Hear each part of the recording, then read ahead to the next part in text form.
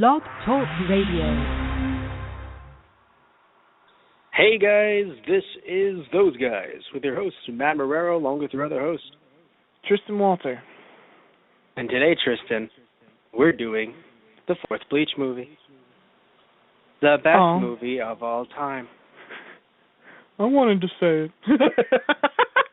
Right? Yeah, no. Every single time I ask you, I'm just like, hey, which movie we're doing? And you start to complain, and I'm like, all right, I'll announce it. Fine, all right, fine then. Tell them what we're doing today. No, you already did it. It's no fun now. Or, as if the entire movie was terrible. Just like, no, it wasn't fun. No, you liked it. I didn't hate it, but you really liked it a lot. You think it's your favorite? Almost? Audience is like, that's some high praise. Matt and Tristan disagree on something? What is this? We only did this for ratings. We only did this for the listener. I actually love the movie. Just kidding, I don't. At all. No, that's not true. It's really, to be fair, it grew on me as the movie went on. But starting it off, I just was not a fan. And, we'll talk about it as we usually do, kind of piece by piece as we go on with the show. But I just, I wasn't a big fan. Starting off, it didn't really catch my attention. It felt too long.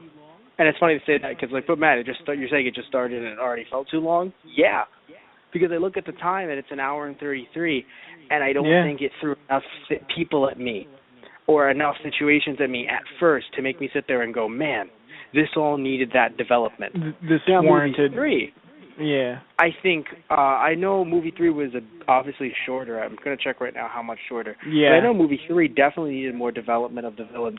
It definitely got development for the main villain, which I'm happy about. Villain, quote unquote, if you will. I'm happy about because we needed that. But I still feel like the other villains felt underdeveloped, and it's kind of a trend. And that's the thing, this movie felt like it was just part of a trend that Bleach has been doing. So, when Bleach first did it, that's cool. That's okay. They just started this. Now, by the fourth movie, it just feels a bit cliched, and I'll talk more about the certain cliches that I see as I go on. And to be fair, it's not as if I'm going to say, the first movie is just the best anime movie ever made, and there's nothing that, it's all original. And no, everything has cliches every once in a while, and we all accept it because they're fun.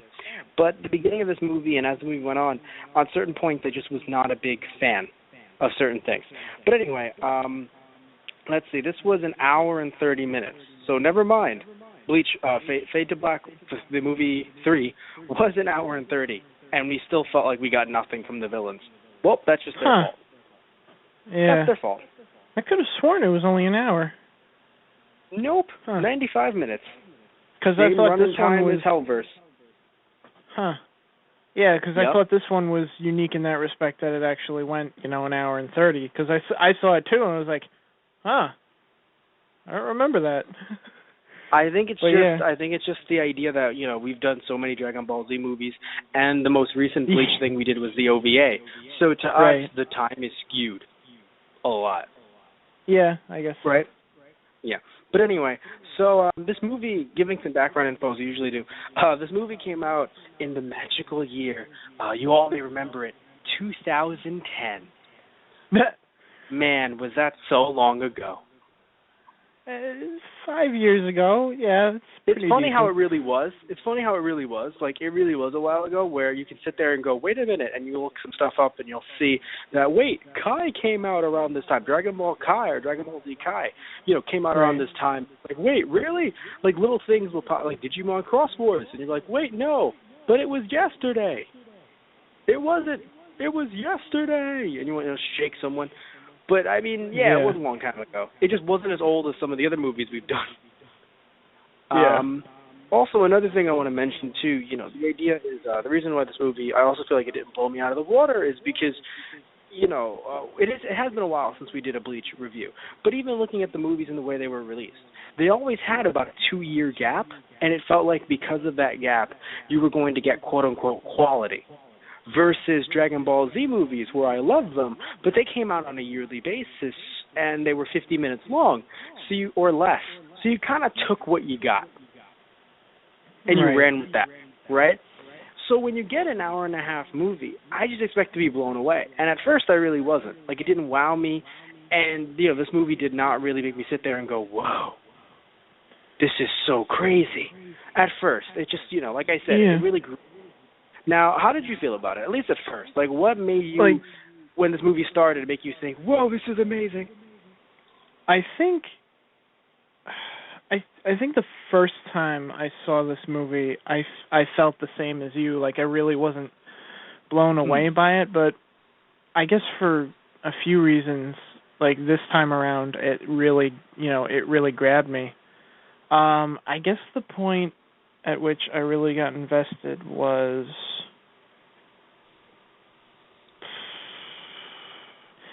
probably in the fight with the henchmen, but after one of them, at the school, but after the guy gets his mask broken, and then the Hell's Gates start opening up, because at that point it's like, whoa, what? Yeah, I'll admit. What? It did take, it's just a thing where, it wasn't that long to the school stuff. It was about 10, 15 minutes. But I still think that in a movie where you have this hour and a half, it is weird to not make me feel immediately invested. And interestingly enough, you would think, in that they started off with Ichigo versus Ulquiorra. Shouldn't that get you involved? And it's like, I wanted to be involved because I love the fight with Ichigo and Ulquiorra. But then it just went to, we're not going to, because you think, because when you're shown that, and it's a filler movie, your first thought is, are they going to get the fight interrupted? Yeah. Is this going to take, I know it says Hellverse, but is this somehow going to take place in Hueco Mundo or end up kind of transferring over to Hell? I remember we had a special chapter where I believe Grimjow was involved, or at least rumored to be involved. It's been a while, and sadly, I can't find the chapter. But I know it exists as a manga chapter. They made an exclusive tie-in to the movie involving Hueco Mundo. I remember hearing about that, A while ago. We were in high school. No, wait, we were not. No, we were just coming out of high school, 2010. Dear God. Graduating year. Dear God. I'm just sitting back, just, whoa, man. Slow down on that life thing, man. But anyway, slow everything down. But so you're like, what's going to happen? This is really cool to see. Where's it going to go from here? And then it's just, and now we're in peacetime. I was like, well, okay. And I'll admit, it was fun to see it in them in peacetime, in the sense that usually the movies start up with Ichigo involved in something where he's he's a Shinigami, or some kind of problem is there. And I will admit this is different. This is getting out of that norm. So I should be praising it for getting out of the norm, and I will. But it's the fact that even though it got, it felt like there wasn't a problem. Yeah. It felt like everything was fine, and because of that, there was a bit of a lull. Right. And I think this was actually supposed to be a 10th anniversary. I believe so, yes. For, I don't know, maybe not the manga, but the anime? I will check that up for you right now. Please continue. And I get the feeling that they might have, I guess the word, I don't know if this is what you would exactly use, but they dragged it out a little bit more to give you, like, a flavor of the series as a whole. Like, they start out with him peaceful, walking in at home. And they even give a nod to the beginning of the series, too. Yes. I think, dragged out's only a bad word because it could be used, in a way where it's like, oh, God, they dragged everything out. You're saying they really try to showcase. Yeah. Right. Which I understand exactly what you mean, and I get that, and I do admit that I like the nods to the earlier parts of the series, and I'll even say that, I do feel like they understood this was the last movie. That's just the way I feel personally. I felt like they knew, hey, this is the last movie because of the nods that they had. Yeah, I guess you're right. I mean, because technically the anime is over, quote unquote, right now. So this is the actual last movie for now, anyway. Huh. Right. Yes. I didn't think of that. Right, and of course we got the anime a lot later when it ended. So for us, I believe it only ended last year. Right. But I'm pretty sure this is around the time the anime ended in Japan, something that I'll be sure to check right now. But please go on. Tell us how much you loved this film that I, enjoy a lot now. Right. No, it's funny. I'm not even saying that I hate it now. It really, as the movie went on, it started to really get me interested in its plot. But there are some things that attracted me. But a lot of it, I can easily look at this movie and say, well, I think it might be one of the weakest out of the four. Not the weakest, because damn 3. But the second weakest, So they think it's third place. I could agree with that. It makes me think it's terrible. I don't think it's terrible. Yeah. I feel like also, the idea that you bring up that it was the last movie, I guess they kind of wanted to really go with a bang with it because, just look at the title, Hellverse. Because in the series, they never really talk about hell itself. It's almost as if they were... Yeah, they talk about the gates because Ichigo sees it. I forget what hollow they were fighting, but it was one of the hollows that he was a murderer. Right. And I believe he actually trapped a little boy in a parakeet. That's a weird sentence out of context, but it happened. You know why I remember it? Just during Bleach OVA 1 that we did in real time, we podcasted about it 2 days ago. I was looking through the manga live on the air, as I mentioned during the show. And, because I had to find a certain thing for us to confirm. And when I did that, I was passing through and I saw the parakeet, and I'm like, I remember you. Man, you're sad. Yeah. And, they give mention to hell because he, destroys the hollow and it's supposed to purify the soul, but if a soul is already corrupt as it is, it goes straight to hell. Right. And ever since then, I guess that's why I kind of got invested in this movie early on. Ever since that scene where you see the gates, I've always wanted to know what hell would be like in their universe. Right.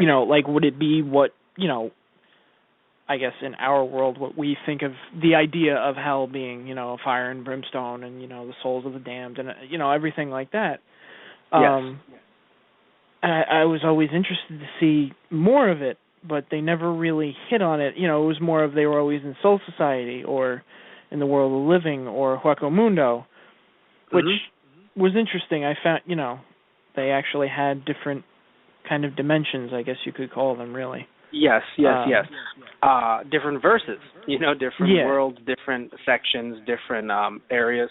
What I want to mention, by the way, is speaking of hell, that's also a weird sentence. Speaking of hell, I really enjoy the concept of this movie. Same thing with movie 3, I think I mentioned during our show, during our podcast, movie 3. I enjoy the concept. I just think that some of it in practice isn't what I enjoy, and it's not even about hell itself, because I do like what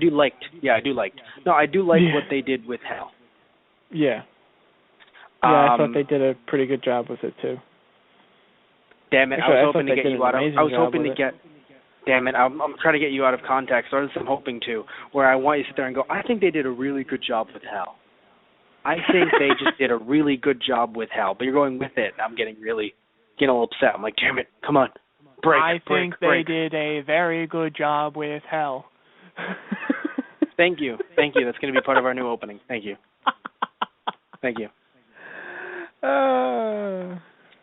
But anyway, so the beginning to me wasn't that good, I think. There were some nice little nuggets there that I enjoyed, little snippets that I went, I like that. Hell, even seeing the Ulquiorra Ichigo fight with different animation updated for the movie was cool. It was just, but once it didn't lead anywhere, it was just throwaway, I didn't like it. Right. Okay. No, I can understand that. It does seem like an odd intro and then just go into nothing's going on. Here's the thing. It's a good way to say, hey, Ichigo will be using these powers in the movie to showcase what Ichigo can do, I will admit. But to have it be against Ulquiorra, you then think, so Ulquiorra's going to be in it. Imagine a movie, we talk about Dragon Ball Z a bit. You have Goku fighting Vegeta, let's say, since it is the last movie, since this is the last movie, let's say it was a movie that occurred during the Majin Buu saga of Dragon Ball Z. So Goku and Vegeta are fighting, like, like the world's going to end tomorrow, and because it was the Majin Buu saga, the world was going to end tomorrow. Yeah. So they're just knocking each other out, and that's how a movie starts. And then it jumps to something completely different. It would be like if they used the clip. Completely different. Right. It would be like if they used the clip from their fight when Vegeta was under, the Majin That's control. what I'm referring to.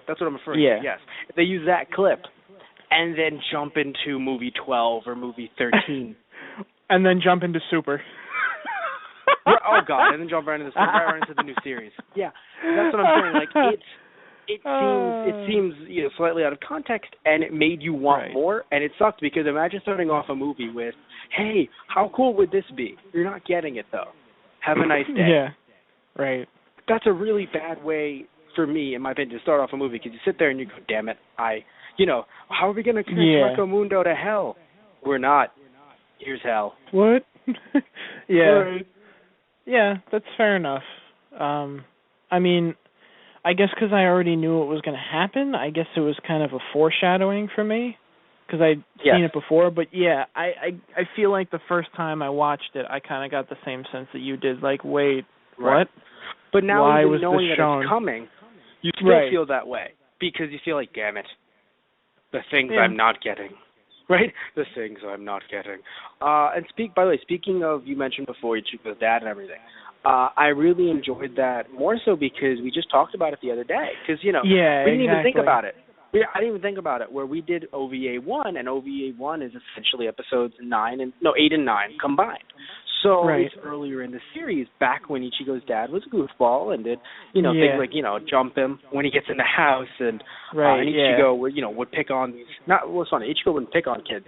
Ichigo would get swift karmic justice via his feet in some asshole's face who would defile these areas.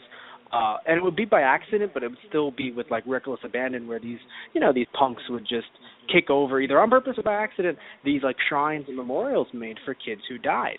And it only happened once, but it apparently happens more often than you think, showing this movie. Yeah. Right? So Ichigo's like, well, gotta put my foot in your face. Well, I love the fact the guy just, he walks up to him and he's like, you're in our turf, what do you think you're doing? Boom! Just immediately. And the other two are like, oh, God, he's batshit crazy. It's like, he was threatening to, hit Ichigo. It's like, what? You expect him to just take it? I don't know. I think it's just the way it happens, where it's just like, it's not like a punch in the face. It's usually just a kick. Yeah. Right in the teeth. I guess it was something. just because he got him out cold, Yeah, that too, by the way, where it's not even like, oh, no, he punched him. No, just boom. He's down, yeah. Down. I was going to say also, like, to his family, when he kicks his dad and sends him into the wall, like, I really didn't think about it until I saw, the cracks in the wall. I'm like, their repair bills must be astounding. Either that or his dad must double as a, like well, his dad's a doctor. Yeah. That's what I'm saying. Like, he would double as, like something else. Well, no, but I mean, like, I mean, it is a small family clinic, but there's a chance to get enough money for repair bills. Yeah. And to be fair, what is he going to say? Like, he started it, and that's all I like about Ichigo's dad. I like that Ichigo's dad will sit there and go and think, like, well, I mean, I did start it. Like, I don't think he would come up and go, because I feel like there are some people that would really, a bit like the punks that we mentioned just, a minute or so ago, where, they want to punch you in the face, and when you take them down, how dare you? Like, you came at me. You started it. Basically, yeah. But anyway, so, okay. We have Ichigo and Renji going at it, right? Because, finally we get some Soul Society people kind of coming in. And I like it because it reminds me, actually, coming up soon, as if I have to sit here and promote our podcast, coming up soon, we haven't planned the date yet, but coming up soon, we're going to be doing the second OVA. Right. The second OVA, which actually has a lot more of Renji in it, which is really interesting to me. Because it's like, oh, more of Renji, hello. So yeah, and of course, like old times, Ichigo and Renji just butting heads, which is always fun for me.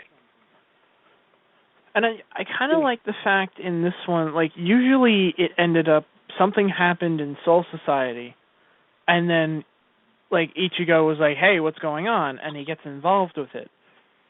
This time, like, Rukia and Renji come into town, and he's like, what the hell, guys? Why didn't you call me? And they're like, don't worry, we're going to take care of it. You focus on school or whatever.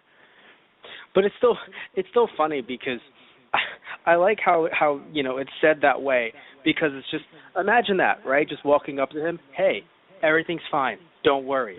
I wasn't second guessing anything at all. Good. You weren't. Right? Just retreats into shadows. But I really wasn't. Maybe I should. They hear, maybe I should. Damn it. Why does he always want to get involved in our business? Well, maybe you could have not. Well, because maybe it's my substitute job. No, not that. Just maybe you shouldn't have said anything. Because everything seemed normal right up until Shinigami roll up. Right, yeah. Like, what are you guys doing in town? Nothing. Oh. That's why are you walking? Weird. Like, why are you walking in my general direction? To tell me that everything's fine. Well, because, Ichigo, everything's fine. Yeah. Okay. Why am I not inclined to believe you? They would have had better luck pulling out the pen and just being like, just stare right into the red light. Ichigo, don't blink. They would have had enough. They would have better fucking time to be like, just don't blink. Everything's gonna be okay. I wonder if Rukia could have used her, little chappy. And although I get the feeling that doesn't work on people with like high spin. No, because. No, it doesn't. No, I don't think. I was going to say on high spiritual pressure, but technically, I think she's used it on Ichigo's friends before. She's used it on people that have potential, but that their potential isn't there. It's the idea that you can do can do some crazy, like Roshi could have bringing it back to Z for some reason, or just general Dragon Ball. Sorry, we're huge Dragon Ball fans. Master Roshi in the beginning of the show could have probably done some crazy weird techniques on Goku and Krillin that easily don't work now. Right. Yeah. That's the idea. That's the idea. Actually, like, he did. No, but I mean like some like sleeping techniques. Like, like go to bed, and they would go to bed. But now it's like go to bed, and it's just like, okay. Pretty sure he did that too. Not in the manga. So. Okay. It might have been because I could have sworn he used the sleeping technique on Goku in their match in the World Tournament. Oh, I'm sorry. That probably happened. Yeah. Oh, but it only semi worked. It made him drowsy or something like that. Yes, but anyway. Yeah. No, thank you. My bad. No, I didn't mean to like show you up with that. No, I thought you meant. No. I thought it was like during training. That. Like no. No, I was like not during. That's why I'm thinking like during training. So it's like okay. no. Yeah. Right. Anyway, right. So all right. So we jump back into the movie. We jump back into everyone being in danger at school, and I was like, hey, I'm kind of getting into this, right? That's like the first thing that kind of started me going, hey, I'm liking this. But then this cast of villains come, and I don't know. I feel weird about them because they feel like just another cast of. You look at the first movie and we had, Gonryu's men, and I didn't hate them, but they were there. No, and then, I felt like they could have had a lot more depth to them. That's what I'm saying, yeah, because second movie, we did not have that at all. Right, we just had the one villain. Well, we didn't have. We didn't have huge amounts of, like, quote-unquote men, like, goons, right. if you will. It wasn't a band of people. It was basically just one villain, technically, and two henchmen. That made sense. Exactly. Yeah, that made sense. Yeah. Because the main villain actually got backstory. Yeah. Mm-hmm. And then movie 3, it was just the two of them, right? Yeah, and you didn't actually get the backstory on them until almost the end of the film. And I had said my gripes with that during the the movie 3 podcast, but of course, yeah.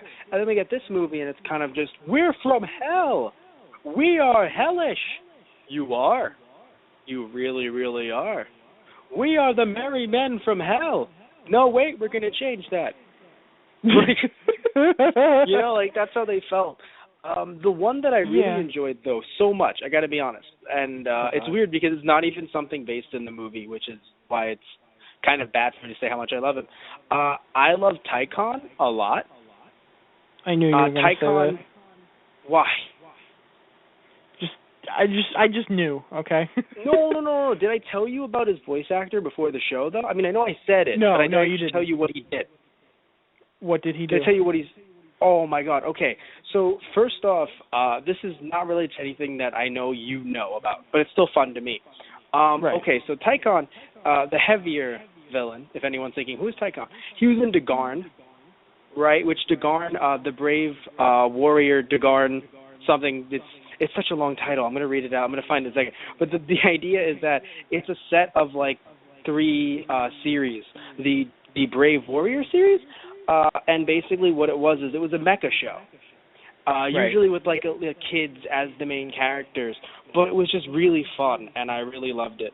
The Brave Fighter of Legend Dagar, that's the full title, and it was part of it was part of the, it's I gotta show it to you, actually, it's really interesting, it's fun, it's like 90s, it's from like, wow, it's from 92, hello birthdays, right, wow, you're old. But it's from the Brave Fighter series, and it's really fun. I don't know, I like it.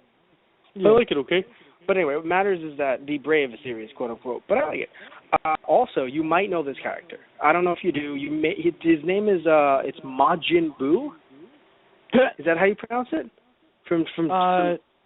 I don't know. Fucking goddamn it. It's from. I was gonna go along with the joke for a minute there, and then I was just like, no. Now I can't. It's from Dragon. Yeah, it's ball singular. Oh God! I swear to God, I'm gonna punch you through the phone. Oh, he would. He can. He can find the technology. I would try. I would punch through and break my phone. Maybe not hitting you, but I would punch the phone.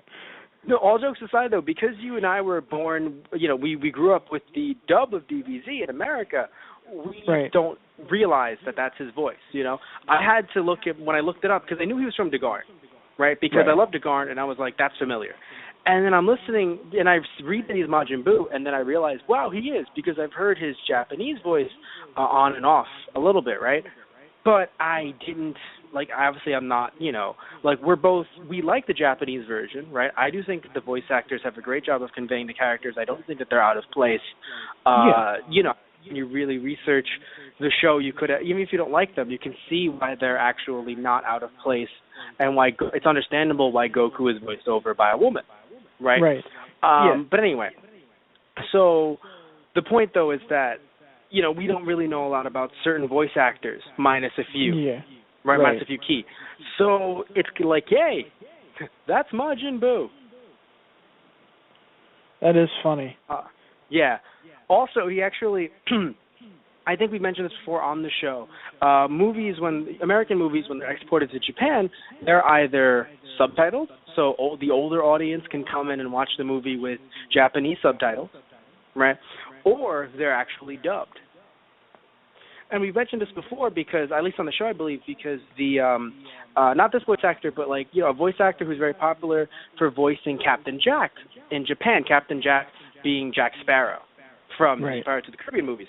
He actually was so popular as Captain Jack for many of the movies under the one branch that dubbed them, because sometimes when TV channels pick up a show for distribution, they'll have another their internal crew dubbing it.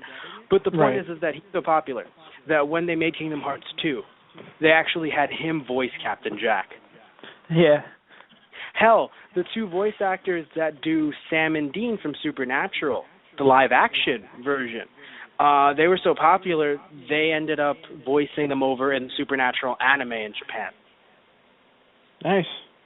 Yes. And then when they brought the anime over here, they had the voice actor, the actual actor for Sam do the voice for Sam in the show. And sadly, the voice actor for the actual actor for Dean was busy, so they got someone who did not sound like him a lot to do it for most of the show. Sadly, yeah. But anyway, point is that he was. Do you know anything about Lord of the Rings? Because I don't, and I'm worried I'm going to pronounce something wrong. Yeah, I've seen. All right, My parents were big fans of the series. So Samwise Gamgee. Yeah, I believe that's right. I usually said just two hear different him... pronunciations. Which one? That's. I believe the second one. So Gamgee. Yeah. Gamanama Ding Dong. Actually, okay. Well, that's one thing that I'm not entirely sure of.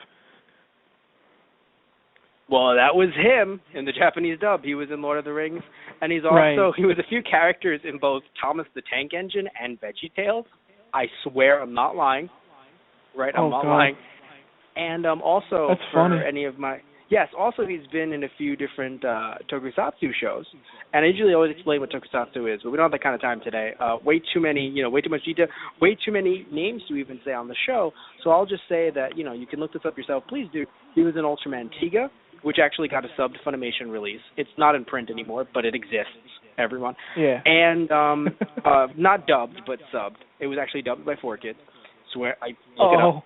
And we talked about this once, Tristan. Look it up. Yeah. And also he was in various Sentai series, Super Sentai series, like Monster this, Monster that. And it's really fun, I think, to have some of these voice actors come back. I mean, I remember Ikaku has also been in some Super Sentai series. And it's really fun to me because he's actually a monster, a recurring monster in a show called Gosei Sentai Dairanger, 5-star Sentai Dairanger. And also, by the way, that show is actually coming out by Shout Factory. They're actually releasing with English subs sometime this year. They've already released the Sentai that got turned into Mighty Morphin Power Rangers, which is Kyoryu Sentai, the Dinosaur Sentai Zero Ranger, which is actually already out. So totally pick that up if you're a fan. But yeah, so he was a recurring monster in that. So when I'm watching Dairanger and I hear this voice, and I'm like, you sound very familiar. And I realize, it's you! Right? Yeah. It's Ikaku! And it makes me smile, I think, because it's really nice to see that, not only has he been around for a while, because Dairanger came out in the 90s, right? But it's just really interesting to see how it's like, I watched Bleach first, and Bleach came out, like, way later. Yeah. So it's interesting, I think, to kind of, you go even farther back, and you still have these guys voicing over these monsters and stuff from live-action superhero shows from the 80s and 90s, and you're like, whoa, like, you've been doing this for a while. Yeah. But anyway, so we got cool music, right? Getting back into the movie. Yeah. The music is back. And I know we sound like a broken record because the OST is amazing, but it is. Damn it, it is. I actually liked how they did some more like heavy orchestral pieces in this. Like, I know, there have been quite a few Bleach OST that have been orchestral, but these were like, because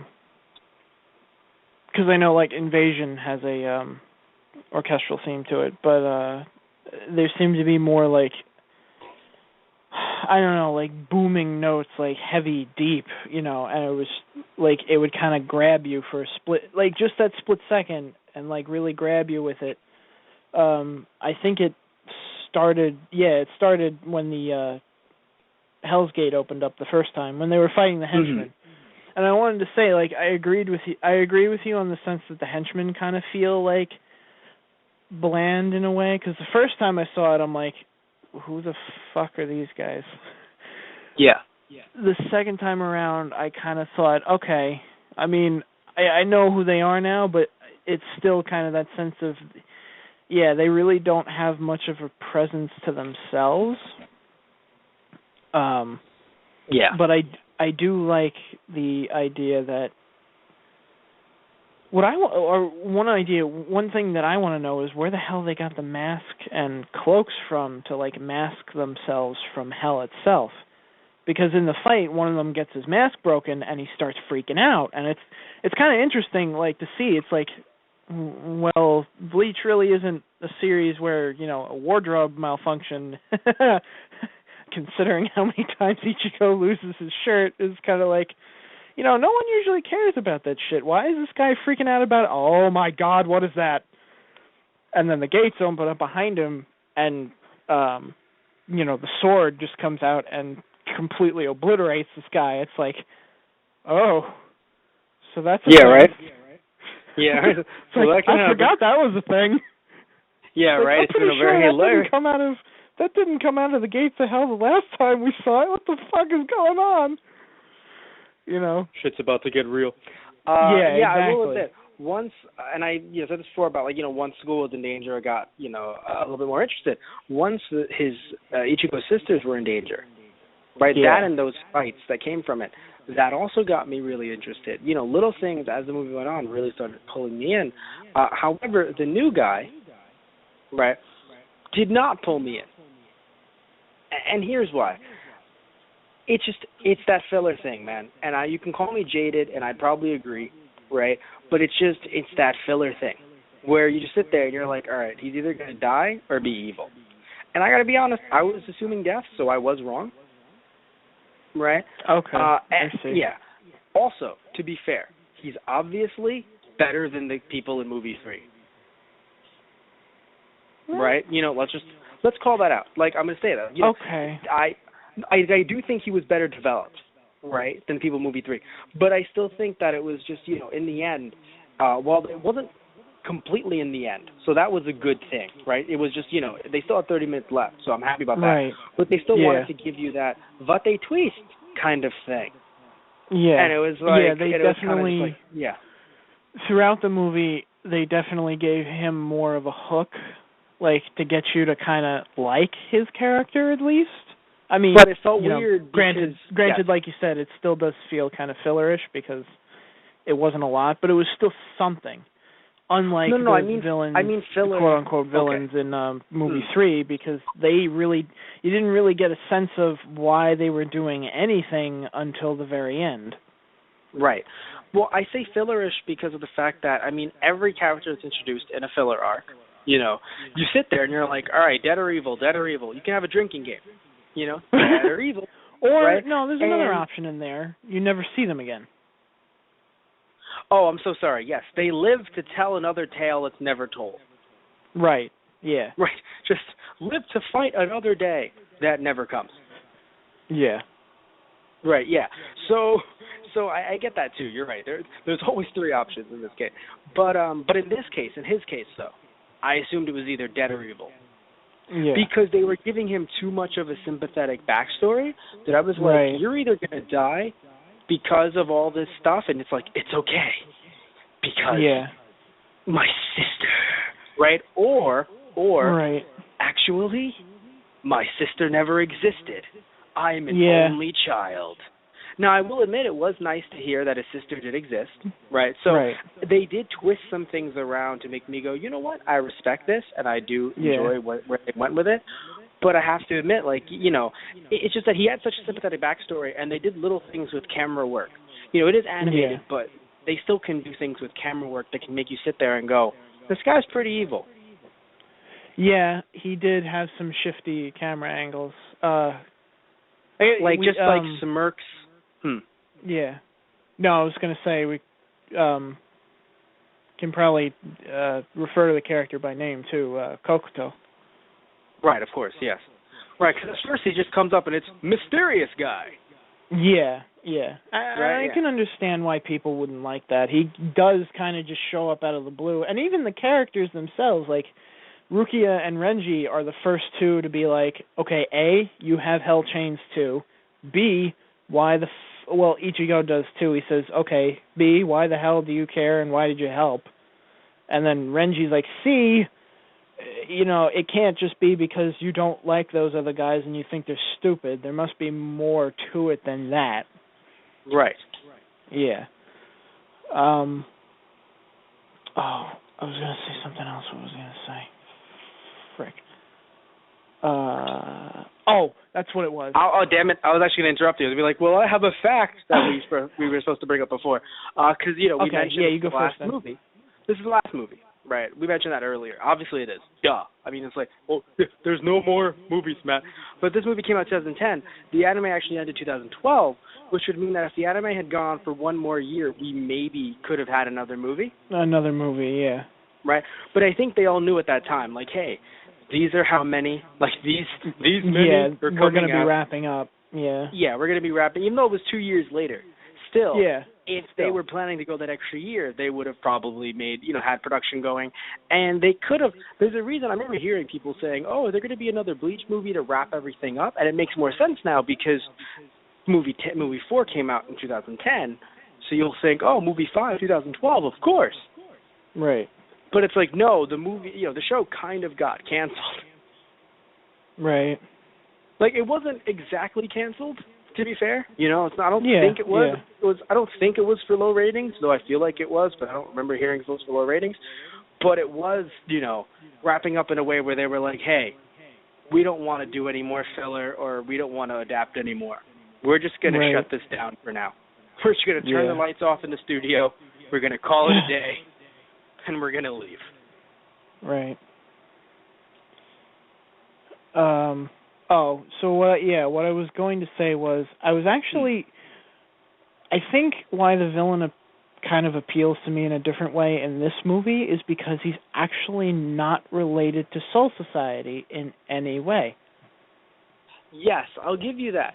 Though it's weird for me because, again, I should be praising them for originality, and I want to, but I really like this system mentality that they usually have. I love this, and I don't know why, because, I'm not like, it's funny, because it's not like I'm sitting here like, yeah, man, screw society, screw the establishment. No, like it's just hard to explain, but basically it's like I do not think of myself as totally against the system and off the grid because of all the things that I use in my life that sadly work in tandem with the system. Right. Like the things that we use, things that the cell phones that we talk on, the TV that we watch, the cable providers or satellite providers that we have. I mean, the internet and and the computers and everything. If we were off the grid, it probably would either be me not podcasting right now, or I'd probably be podcasting from the payphone right before I take the train to go back into the woods. Yeah. So to me personally, it feels really hard for me to be like totally anti-establishment, man. But I do really enjoy the idea of fighting the system that is Soul Society because, or their past sins coming back to haunt them. Because, of course, karma, right? Yeah. So I enjoy that. So, I like it a lot that I'd see it again. Right. It actually made me think of a parallel. Like, it kind of reminds me of just, like Tales of Gods of Olympus, almost creating their own worst enemy in a way. Right. Like so first movie, they created their own enemy. Second movie, created their own enemy, even more so. Third movie, technically wasn't the fault of Soul Society. No, it was a hollow. But it was still Soul Society as the villain. But kind of just like, fight the establishment. They were still taken, the revenge was seeked to be taken out on the Soul Society. But Correct. This one, the villain actually wasn't screwed over by Soul Society in any point in his life. I just found that funny. That moment when the bad guys from Bleach want to make like a Justice League, but they just have the one outlier. It would be anti-Soul Society. It would be the Legion of Doom. With that guy. Oh my God. And he's Holy just like, crap. I mean, I'm kind of not really, I don't really have a big issue with Soul Society. I kind of want to destroy the living world, so... I mean, technically, the only establishment you could say was he wanted to destroy hell just to get out. So he wanted to basically take down his own prison. Right, which is really funny to me how, if you wanted to make a Justice League of evil, and then you might be like, the League of Doom. No. Just an evil parallel of the Justice League. He would be their Batman. Just the guy that is not really in tune with their ideals, with the way... He still wants to, bring chaos and destruction, just not really to the same things, Right. His kids are a little out there. Yeah. So it's really funny to me where it's just, they're all like, destroy Soul Society. He's kind of lax on that issue. Yeah. I mean, maybe one day, sure, once he gets out of hell. Yeah. I mean, granted, right, yeah, if he had gotten out of hell, they would probably be his next. Yeah, right. Next target. Well, I feel like it's a thing. Well, I think it's more. Well, I don't think they'd be his target. I think he'd be their target. Well, yeah, exactly. They would get in the way to try and stop him from harassing the world of the living. Yeah, because I'm assuming he gets out and he's like, great, I can kill more families now. Right. Yeah. How about you don't do that, John? How about you don't do that? Let's kind of stop you from doing that shit. Yeah. And I get, Oh God, the leader of that. Oh God, the leader of that. No, I have something right up here. Before that, just the leader of. It's just, oh my God, because I'm thinking about it right now. It's like, well, who would lead them all? It's the four of them. Who would be the fifth member that would lead them all to Eisen? Oh jeez. I mean, think about it. Just. Which one of us wants to destroy the Soul Society most? Well, gentlemen. He just raises a hand. He doesn't even say anything. He just raises his hand. He raises his hand. That's still binded. That's yeah. Because he's trapped. Right. In something or other. Well, that's funny. No spoilers, but Aizen's obviously not dead. Like they talked about that. Spoilers, but Aizen's not dead, as they mentioned in the manga and show itself. But anyway. Right. So before we talk about hell. Yeah. God, that's a lot of weird sentences tonight. Well, how they always put an emphasis on it too. Like when Kokuto spoke about, going to hell, there was always kind of a bit of inflection in his voice, like hell, It's like Yeah. It kind of felt like he was saying it a little bit too much for emphasis, but at the same time, it's kind of like, well, it is, hell. Well, I think it kind of is a big deal. Well, because it's kind of weird if it's just like, where are you guys going? Jikoku. Hell. Whatever, man. Right. Whatever, bro. But anyway, so before we talk about hell itself, I want to mention Rukia's drawings returned. This is truly a movie for the ages. This will truly go down in the history books as the movie where Rukia described hell through funny, cute drawings of bunnies. Yeah. I mean, I think all's right with the world. That was probably one of the things I liked about it the most, because I always, like I said before, I always wondered what hell would be like in their universe, and they really had a dark, description of it. And then, like you said, they pull out, and then Rukia's got drawings, and I'm just like, oh dear God. That was perfect. Yeah. Hell wasn't what I thought it to be, but to be honest, I really enjoy their interpretation of hell because, to be fair, it's hellish. It isn't like a walk in the park. Nah, you're sitting there like, haha, man, oh you. No, really, that was not. Yeah. It's not a walk in the park. You get eaten by hell's guards. Yeah. Right. Yeah. And you don't die. You have this sensation of pain. Right. And then you come back. Just to get eaten again. Like, I also like the fact that they actually gave it layers. Like, it wasn't you open the gate and you go in and it's, fire and brimstone everywhere. No, there was actually levels of it. Because when they first go into hell, I was like, wait, that's weird. It almost looks like Ichigo's world, like inside his soul, or Zangetsu's world.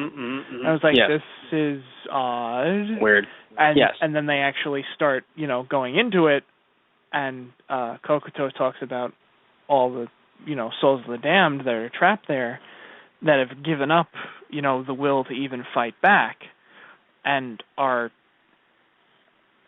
completely, their spirits are almost completely crushed. Like, they're just wandering about, screaming, raving, ranting, holding their head in their hands, not even aware of the others around them. Only aware of when the guards come by, just enough so that they, run and hide. It's like, this is actually, that was pretty heavy. I'm like, wow, I actually was not expecting that. That's actually pretty gruesome. It's reminiscent of Dante's Inferno, only in the sense that you mentioned levels of hell, and I definitely like that. I really do, because the idea, and it's not necessarily based on your offenses necessarily. It's just based on how far you get down, how far you go down the rabbit hole. How far it takes you, how far this destruction, this breaking your will, breaking your soul, how far it takes you, and I like that. Right. Yeah. Yeah. So it is a bit different than, to be fair. Like, it's not based on your offenses. A bit like, Dante's Inferno was really more based on what you've done. But still, I do like the idea of levels of hell instead of like, here we are. Yeah. They did have that time to really kind of delve into different layers of hell. Yes. And like you said with the guards, devouring people, like you actually saw a quick flash of, one of the souls of the damned being not eaten like thinking like Attack on Titan where you actually see them being bitten in half or anything, but like the blood sprays over the skull and you see a bone drop from him. And it was like, whoa. Like, I know Bleach has some blood in it and some, stabbing and a little bit of gore, but it's like, that was actually kind of gory. A little bit more. It really was. I mean, hell, Renji kills that guy. Talking about now we get to that fight, right? That first fight, that quicker fight. Renji kills that guy, right, in a way that, in my opinion, makes Mortal Kombat looks like Barney the dinosaur. Well, I don't know about the new one, but yeah, I get what you mean. And he does that, and then all of a sudden, Renji's like, I'm like, you're laughing. Who's the villain? Yeah. Which one of you is evil? Which one of you is evil? And he's like, I feel like Renji... Never underestimate Zabimaru. Yeah. I feel like Renji's just one of those people that's kind of like, well, I'm fighting the bad guy. He is a bad guy. I really don't give a shit how I, take him out as long as he's I'd down. eat him myself. Right? Well, okay, maybe not that far. Zabimaru bites him in half. It's like, that's a good boy. That's a good snake. Baboon king thing. Snake. But anyway, it's partial. It's like 7 animals in one. It's a chimera. Yeah. But not really. But not exactly, sort of. But by the way, okay, so when Rukia was in her fight, right? Well, first off, I feel like this movie was weird because, okay, so Japan isn't known for its progressive women's movement in some of its anime. Right. I mean, like, I don't mean Japan overall. I shouldn't really, criticize Japan overall. But, sometimes you might hear some people talk, and you'll be like, wait, this is not right. Like, not as if we're great in America, right? Because we're still moving slowly, I think, in regards to that. But still, it's just weird because, like, I feel like Rukia wasn't given good. Like, Rukia felt way too much like a damsel in distress in this movie. Yeah. I will admit, she did beat the guy herself, which was good. But it was weird to me because I got freaked out for a second because I'm like, oh no, she's going to get killed by tentacles. And then I kind of stood there and I was like, wait. And then she says her spell and I was like, oh, thank God we're good. Yeah. No, I felt I know what you mean. I felt the same way. I've even said that about the series itself. Like, true. Okay, the Soul Society arc, that was one thing. The second season of the anime, that was one thing. Right. But it seems like in a lot of Rukia's fights, there's always someone who maybe, even if she does finish the fight herself, which I like. That's the part I like. But it always feels like she needed help, or she could have used the help. And granted, okay, her even if you were to argue, okay. Yeah, even if you were to argue maybe she's not as good a duelist, like sword wielding wise, like she still has her Kido. She's not a captain. Right. No, she's not a captain, and she might be more of a Kido user because her Kido is actually pretty strong. Like when she uses her Kido, it's like I think that's pretty cool to see her using her Kido. But yes. Whereas like someone like Renji is a lot better at just straight up, sword dueling. But sadly, it feels as if sword play is where it's at. Yo. Yeah. Right. Like right. swords, like like Kido. Like it always feels like she never gets to use like higher level keto spells. And granted, okay, that might just be because she's not like a lieutenant or a captain or, you know, something like that. But yeah, I agree with you. I feel like it felt like she didn't have like she was out of breath at the end of her fight. She still won, and I like how she beat him. Like, I feel like she almost broke the sword on purpose just to, like, fool him. I really hope that's what it was anyway. Yeah. But the fact that she goes in for the stab and it's broken, and he's laughing, and then she, you know, says the words, and it's like, I see what you did there. Yeah.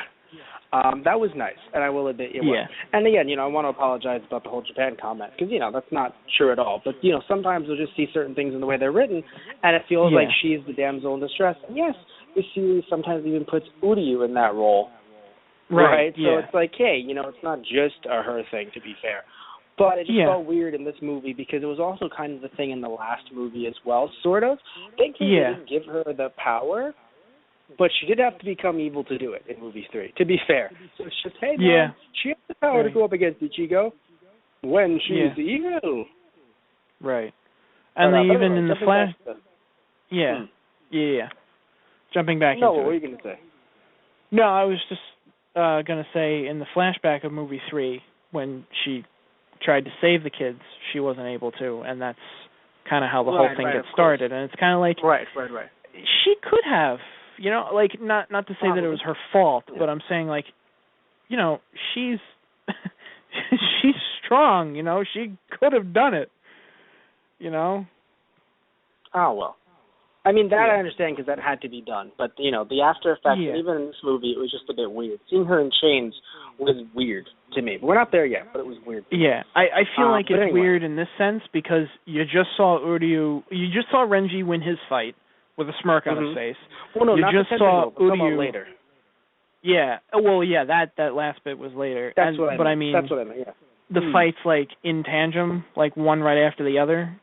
You know, Renji wins his fight, Uryu wins his fight, which is funny because he always seems to draw out his victory till the very last second. Like, I feel like Uryu has a fetish where he has to explain how he's going to kill you before he does it. You know? Yeah. I mean... You know, that most definitely. Compared to the other characters, definitely. like, that's kind of unique to him, and I'm like, okay, that's kind of interesting, but at the same time, it's like, this is a little odd. It's a little odd, man. Yeah. I mean, I wouldn't put it past him, but it's a little odd. Yeah. But anyway. Yeah, it goes into Rukia, and it seems like in comparison to the other two, she just barely won her fight, which really shouldn't be, you know? She can win her fights. We know she can. I know. It's interesting. I guess she's the weakest only because they didn't bring Chad and Orihime, to be fair. Well, I guess. I mean, I would not Chad, argue but at least she would be Orihime. stronger than Uryu, but, I mean, that's just me, I guess. I guess, you know, Uryu has had improvements, you know, into his technique over the years. True. To be against these type of villains. But I agree. I get you. I did like how he made his opponent implode and then explode, though. That was pretty damn cool. They're going to implode and then explode. Well, we did. Yeah, no, it was a cool technique, and I really enjoy some of the thought put behind a lot of these fights. And we've mentioned this before in the show, but I really do feel like it's not really wasted breath. Yeah. You know, it's hard for me to sometimes explain it and say why it was cool, because to me it's like, oh yeah, it was cool, but you know, and then you'll come in and be like, give me the play-by-play. So I think, but in this movie, definitely they, you know, I like the thoughts they put into it, where it wasn't just punches, or, you know, swords, bow and arrow. There really was stuff behind it. Right. Now we're up to the part, right, where the new guy was evil. Yeah. And this is literally my notes. Oh no, the new guy was evil. Or wait, he wasn't. Oh wait, he is. Yeah. Because you sit there and it's just like, wait, so, you know, it's like I was evil the whole time. So your sister never died? No, she did. She did. And I want to avenge her by killing everyone who's ever existed. And that's why I'm getting out of hell. Like, it was just like, it was literally like one of those, It was just it was basically, imagine if I sit here and I'm like, Tristan, like, I love you like a brother. Stab. Right? No. You're like, really? No. You're like, really? Yeah, one that I would want to kill in their sleep. What? Because this world does not deserve someone as great as you. What? Thank you? You deserve to be in hell. What? Imagine, that's how it felt to me. Like, just some kind of, it just kept on bouncing from one to the other. Yeah. Personally, okay. It felt like it bounced from one to the other. Like, it felt like it was just going, Yeah, I can see how you'd feel that way. But, as I said earlier, I do like that depth. All jokes aside, I really do like that depth of, I did, hey, she did die, and I got my revenge, and now I'm evil because of that death. I mean, I will admit, that is pretty Bleach. That is pretty Bleach. Of him to do something like that, of an event changing him in a way where, Ichigo's mom died, and it changed him, but he really turned out for the better. Right, yeah. Well, that's the thing. I kind of, looking at the movie the way it was this time around, I feel like Kokuto was supposed to be, the reflection of Ichigo, but, yes, his life-changing event changed him for the worst. Yes. Which I will admit is definitely better, and it was, again, as I mentioned earlier, good that they did this around an hour into the film, so we had another 30 minutes to kind of digest it. Right.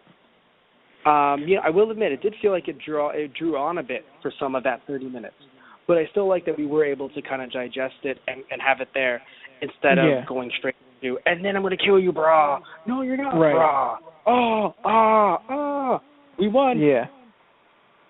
Yeah. I didn't watching this film this time around. I didn't get the sense of it was it didn't deserve the hour and 30.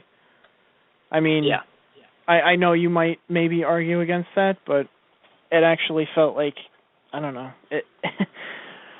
I don't know. I was okay with it. Me too.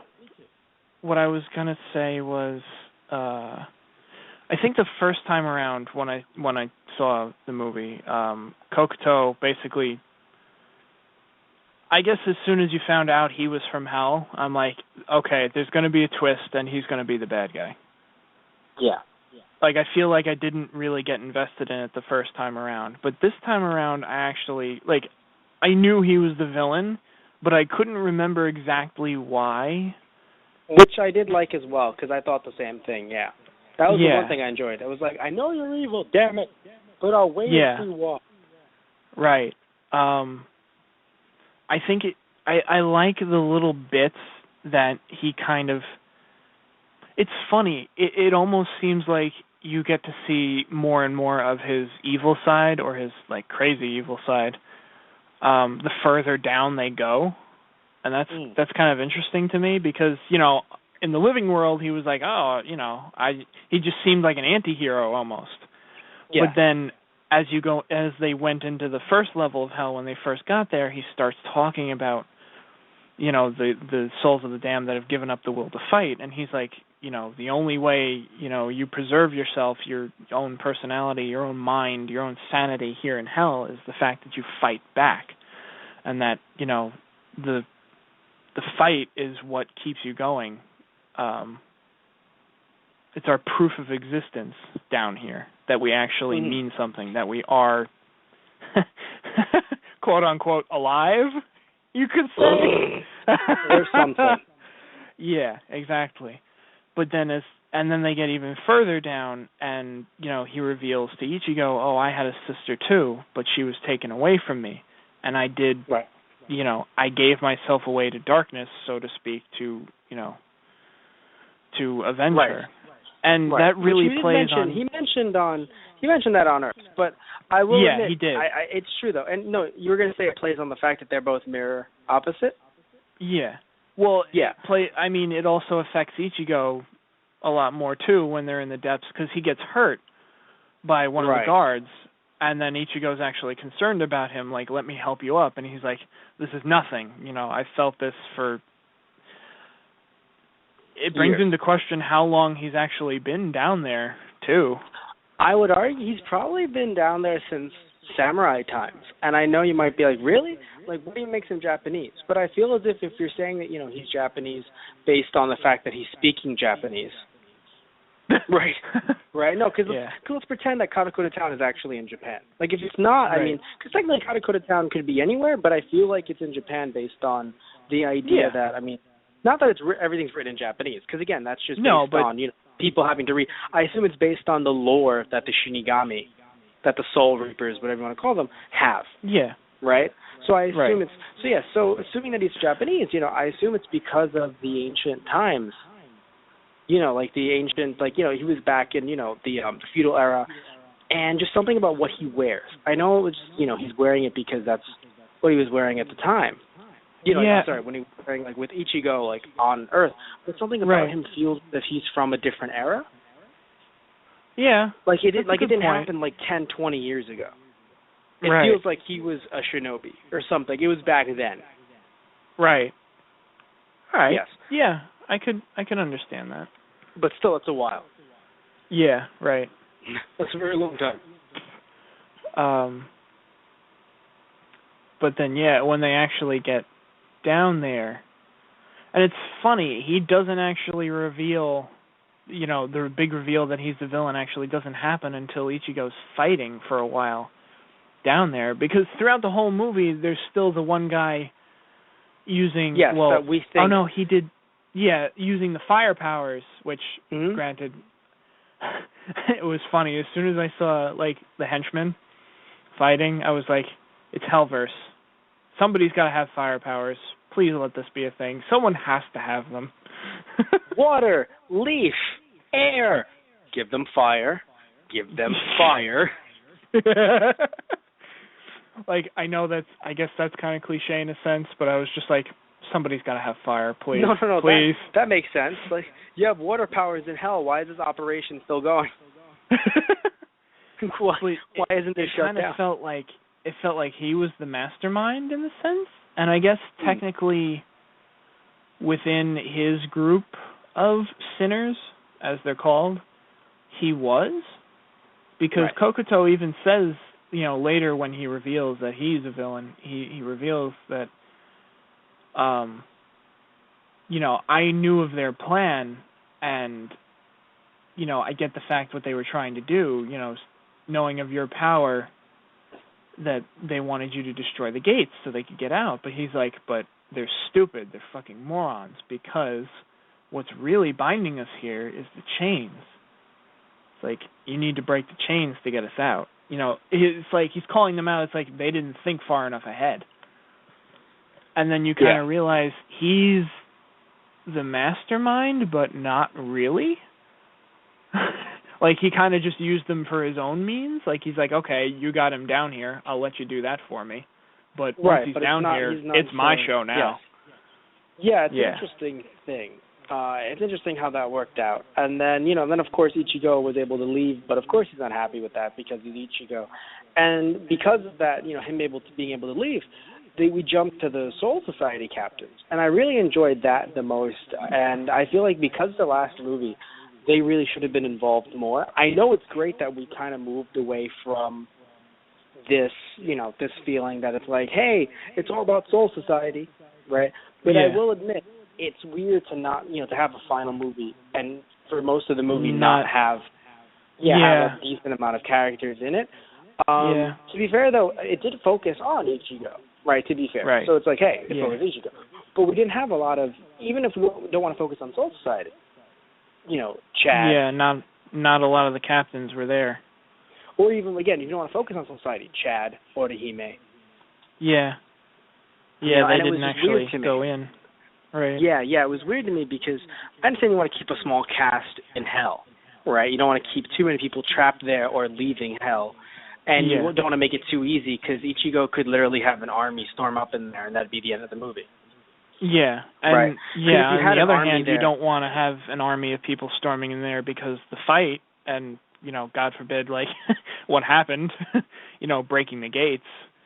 Right, yes. It's funny. It seems like hell is like a prison and it's held together well and it has, its safeguards in there, but it almost feels fragile in a sense too. Yes. When you think about it, because Ichigo was able to destroy the gates. And granted, yes, it was because of his hollow powers, and he does have an incredible amount of power, which is interesting. Well, I was going to say everything's fragile. It's all about the balance. Yeah, that's true. Because I mean, technically, Ichigo could destroy Soul Society.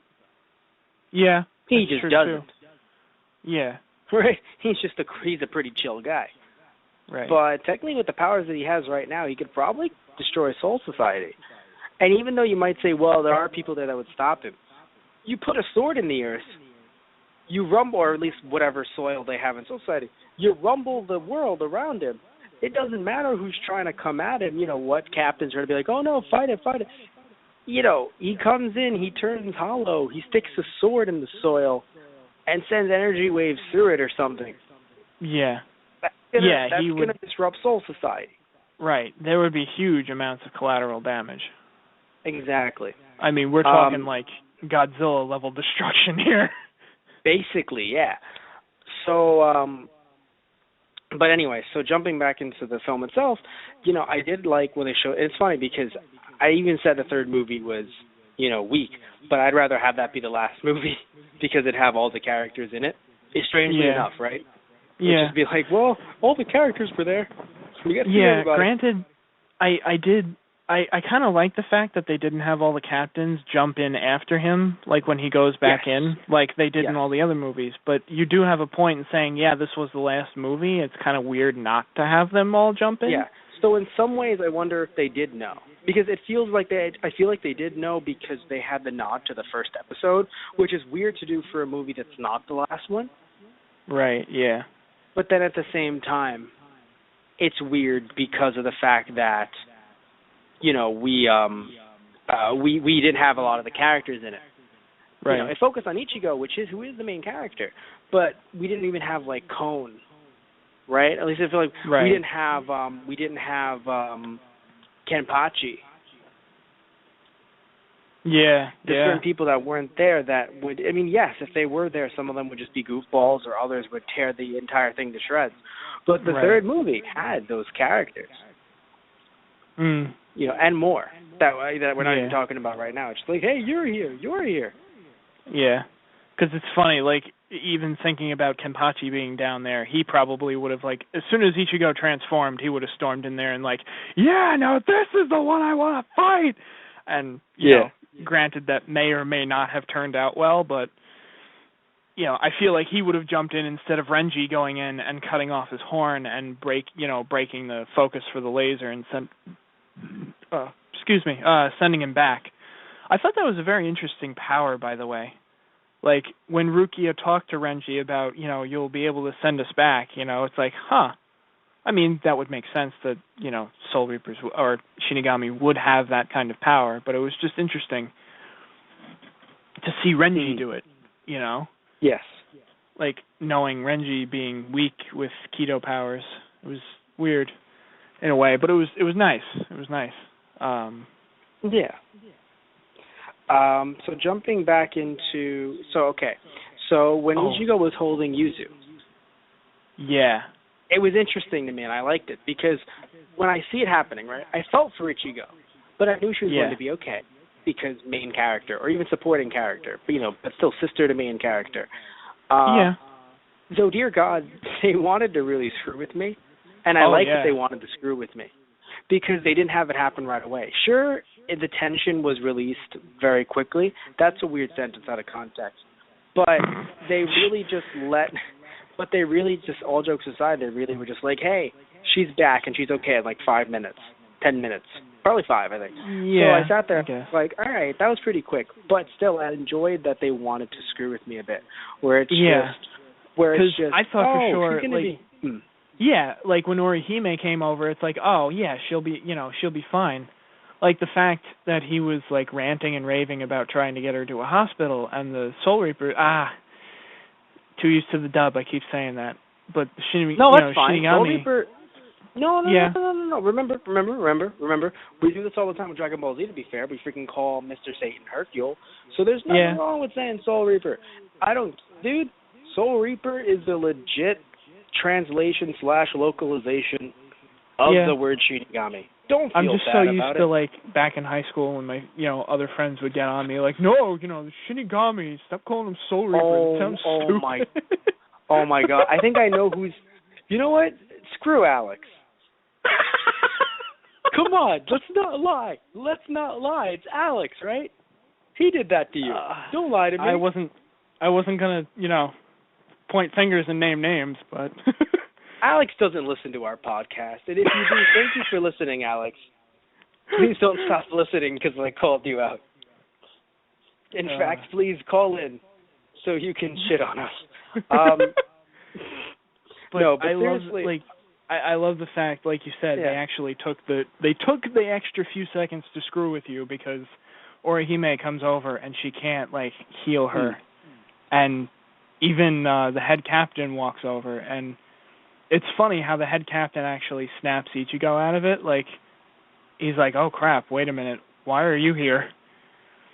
Because as the audience, you get the sense of what's happened, but I think you can you can kind of identify with Ichigo in that sense. He doesn't actually realize what he's done, and the head captain's basically there to tell him, you fucked up. And I love it because to us, when I saw him earlier, I thought he was going to be like, oh, he went to hell without our permission, execute him. Exactly. But he walks over and he actually tells him, calm-mindedly, you were too late. You fucked up. Your sister's gone. The gates are broken. Now the world of the living is screwed. And all your friends are still left down there, too. Boy, you fucked up. So, you want a cookie? I would really like a cookie. And there's no cookies either. I would tell you to go to hell, but it seems like you were already there. You have a condo now? You have a condo in hell? Good for you. Good for you, you little shit. Good for you. And I love how Ichigo has that moment of nearly breaking, because that would have broken anyone. Oh yeah, the sister. He only went in there to save her. To be fair, he could have literally just not gone in there. He went in and there. would have he gotten was so the same close. result. Yeah, but he went in there to do that, breaking hell open in the process of, so now hell is basically attached to Earth and can, reign free on Earth. And what does he do? Nothing. Basically, she's dead, and the world is a worse place because he did it. Yeah. And it's like, well... And I love that moment where Byakuya walks in, and he walks in and he goes, why are you not looking at me? And he says, because I fucked everything up. And he's like, well, you know what? Think about it. He makes the whole line, Rukia is a proud, Soul Reaper Shinigami. And she would have laid down her life all the same. But he also says to the fact, but because she laid down her life for you and your sister, she wouldn't have done that if she had known it was already too late.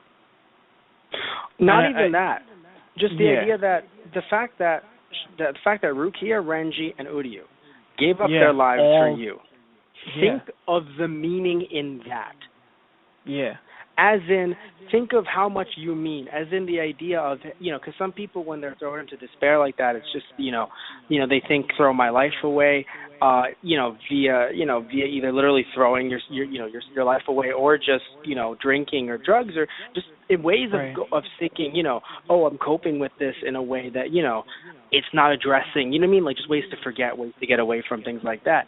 And the idea that Byakuya brings to this is just, hey, think of the meaning behind that, and think of how much you mean as a human being, as a person, as a being, as and your think soul. Of how much it means for me, of all people, to say that to you, because he would have gone in after Rukia. I mean, granted, the whole rules thing and law and order comes into play too, and it's kind of questionable whether Byakuya would or not, but I get the feeling at this point in the series he would have done it too. Because he even helps Ichigo get back in when the other captains are like, you know, we're too busy trying to keep the world of the living and Hell from crossing over. We can't, you know, worry about him right now and screw with him right now. Yeah, but you guys totally do your thing. Yeah. Like, we're just trying to do this. Yeah. Right. And I also love the scene with Orihime, too. Yes, that was nice. I think that was very cute. You know, I'm sure that some Rukia Ichigo and Ichigo Renji shippers may have been pissed, but I really liked it. Yeah. I mean, granted, I always thought it would... Just personally, I always thought, you know, Ichigo and Orihime would have... Like, if it ever happened, it would be probably the most sense for them to end up together, since they're both in the world of the living. It's actually interesting. It's actually, it's funny because you say it makes the most sense, and then people that ship other ships are going to get mad at you, but I have to say that I agree with them only because it's like, you know, yes, they live in the world of living, so if for some reason it's like, hey, we have to close down shop, like we can't have worlds crossing over, right? Rukia would stay with the captains, and, you know, and everyone in Soul Society, and Ichigo would stay in the world of the living, and Rukia would get with Renji, I would hope, right? And I would hope that's what I see there. You know, I mean, there's nothing wrong with it just being a friendship, because it can just be a friendship. You can have platonic friendships between, you know, male, female. Doesn't matter. Yeah. But at the same time, I do see something there. And then Ichigo and Orihime, right? Right. You know, I will admit I can see if someone wants to ship Ichigo and Tatsuki, though I think that they'd probably... I think Ichigo and Tatsuki, I feel like they would be cool as a couple, but I think Ichigo and Tatsuki would work a lot better as a crime-fighting duo. Yeah. I mean, they kind of feel too similar to be, you know, like, romantically. Like, I see them as... Like, I see them as Great Saiyaman and Great Saiyaman 2. That's just me personally. Yeah. Like, I just see them as going fighting... Yeah. God, Tatsuki's filler superhero adventures. I'm not even going to that right now. But yeah, Orihime and Ichigo was really cute, and I liked it. Yeah. That's all I'll say. But I do love... one other thing that I really liked is when Ichigo actually goes back in to... oh, no, wait. That was actually earlier. Never mind. Oh, no. Yeah. I love the fact that the villain kind of looks at him like, well, that's a surprise. You saved your sister, and, well, your friends are pretty much screwed. Why the hell are you back? I mean, like, I would have gone back to the world of the living to get you myself, but this makes it so much better. You're already right here. And I have to say, I love his facial expression, because I really felt like they caught that, like, kind of evil, twisted smile face. Yeah. I don't know what it was, but I really just enjoyed that. I really did. Yes. Also, did you notice they actually had a remix of Number One? Another remix. But it was so cool because it had so many different genres mixed into it of, like, Number One remixes or general, like, Number One, like, where they could have gone with it. And I really enjoyed it as, like, a definitive, like, hey, last movie, we're going to put in this version of Number One. Yeah. No, I agree with you. I think it was a very good... I loved it. Very good version of Number One, yeah. Yes, especially how it changed as he went deeper and deeper into Hell. Yeah. It was really nice how it did that, and I you know, as I mentioned before on the show with our podcast, I love Number One, like, as a song and what they've... And some of the remixes have grown on me, to be fair, but I really love this one. Yeah. Yes. So, right, we're here. We're at Rukia in chains. And it's pretty weird. Because she's naked. Yeah. I mean, they make sure not to show, like, you know, too much of her, but she's naked. And then they put the clothes on her quick, which, you know, it's like, okay, yeah, cool. They put the clothes on her. And then it's just like, oh, but she's still in chains. And it's like, Also, the idea, I mentioned this to you before, and you got to chuckle out of it before the show. So Rukia's hell dead, but she's not Soul Society dead. Yeah, right? and she's the fact that she's the fact that Uryu and, you know, Renji are off rotting in the corner too is kind of like, Okay. Rotting in the corner with Dinah. Like, just the way... It was like you actually get a flash of them, and if you look, their limbs are, like, really... Oh, no, they're rotting. Thin. Yeah, and it's like, holy shit. They're it's pretty like, rotting. It really gives the level of, they've been to hell and back. And they actually felt Literally. what it was like to be in hell. You know, not for a long time, but yeah, that's a thing. Ichigo, you suck, man. We love you, but it sucks too because Ichigo's like, but my sister. It's just like, look at their decaying bodies, quote unquote. Well, bodies. I mean, to be fair, Renji is the one that sent him back. Yeah, I mean, granted, he would have destroyed a lot more. No, Ichigo did not run away. Not saying that at all. I'm just saying that, it's kind of like, my sister. It's just like, hey, she turned out okay in the end. Yeah. Right. Your friend's decomposed for you. Right. Well, I mean, that's why he absolutely goes back in, because at that point I feel like it was a deciding factor for him. It's like whether I decide to actually go back or not, because if I go back, I might make things even worse and not, save them at all. Even worse than he already has. That's what I'm saying. Like, and it's I would love that so much. Like, what's the evil villain's name again? I keep on forgetting.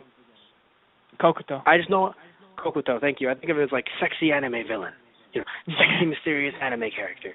But yeah, Kokuto. Yeah. Right? Yeah, Kokuto. I feel like Ichigo comes back in and Kokuto is just like, you've done it. What do you mean? Everything went exactly as I had planned. You've now unleashed mega hell. Oh God. Oh God, no. I thought I could save them. No, mega hell is unleashed. Right? Ichigo's like, it's okay. I'll kill you. Stabs him. You've done exactly as I thought. With my death, super mega hell comes. Like, I don't know why. I just felt like there would be some kind of twist and some kind of turn. Either that or, like, he gets stabbed and he's like, I actually wasn't evil. Yeah.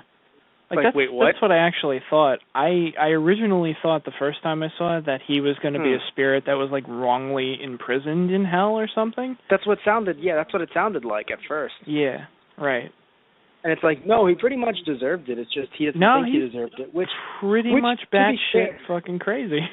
Yeah, no, because I wonder if they really would have given him, like, a pass if it was just like, well, you killed the guys that killed your sister, but then it's like, also I killed random other families, and it's like, yeah, you deserve to be here.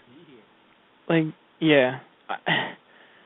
I do like what they did with him as the villain. Like, yes.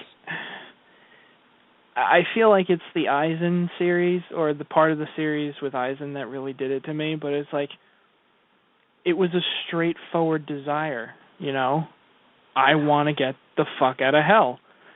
And, but I belong here because, yes, I, tried to avenge my sister, but I took pleasure in killing the ones that, murdered my sister. And then I wanted to make everyone feel as bad as I did around me. Okay. Question, though. Not that I'm saying it is super convoluted, but wouldn't you argue there is a sense of convolution, full sense of it, because of the fact of how he went about his plans? Because think about it. Aizen, right? Aizen, even though I'm not going to say it's anywhere near Aizen, but still the idea that Aizen did have a main goal, right? It was just how he went about it. That was all top secret. Yeah. Yeah. Well, there is one huge plot hole in all of this, because he even says, I saw your fight in Hueco Mundo, and I realized then you had the power to break my chains. Yes. How the fuck did he know about that fight? Yeah, apparently it's supposed to, I mean, it wasn't Earth, I guess it was a universe-shattering fight or something, if I remember correctly, but I will admit that's probably where it does tie into the Ulquiorra fight in the beginning, I guess. Right. But sadly, we have to go. I hate to say this. Yeah. Sadly, we are running out. We would like to thank you guys for listening to those guys. I would also like to thank the Ichigo for using Saint Seiya armor. Yeah, so I can easily make that joke. It's like, I sat there. I was like, Saint Saiyan wants its armor back, and DBZ wants its Super Saiyan back. That and even, then the movie even ends. Hell has a Law and Order, that Hell actually wanted to use Ichigo to help put things back in balance. I thought that was a nice touch. And then Everything's Okay, the movie. Yeah, pretty much. Pretty much. But, so we would like to thank you guys for listening to those guys. Say goodnight, Tristan. Good night, everybody. Thank you for listening. Thank you for listening in. We might be going into the archives, and if we do, I'll just be talking about all the different social media accounts, like our website, thoseguysonthe.radio.tumblr.com. And we're in the archives. All right, so any of you listening to us in the archives will just have this as an immediate stream. Any of you live, of course, well, you've been cut out already. So, So anyway, so here we are. I'm just going to give you a little rundown on what we've done in the past and some of our social media accounts. So different shows that we've done in the past. Well, we've done WWE shows. We've done Monday Night Raw. We've done pay-per-views. We've done Dragon Ball Z films, Dragon Ball Z OVAs, Dragon Ball films, Dragon Ball OVAs. We've done Bleach movies, obviously. We've done the first Bleach OVA. We've done different episodes of Gotham, Arrow, Flash, Mike Tyson Mysteries, Black Dynamite, Gravity Falls, Steven Universe. We've done Pokemon video games. And, I think we're good. I mean, there is some other stuff that I'm probably forgetting, but that's the huge chunk of what we've done. You can find these, as I mentioned before, on our website, which is thoseguysonthe.radio.tumblr.com, on our Facebook, which is /thoseguysonthe.radio, our Twitter, which is @thoseguysradio, and our Instagram, which is /thoseguysonthe.radio. Also, you can look us up on iTunes, which is, you can either look us up through Those Guys Radio or Those Guys on the Radio, or just Those Guys.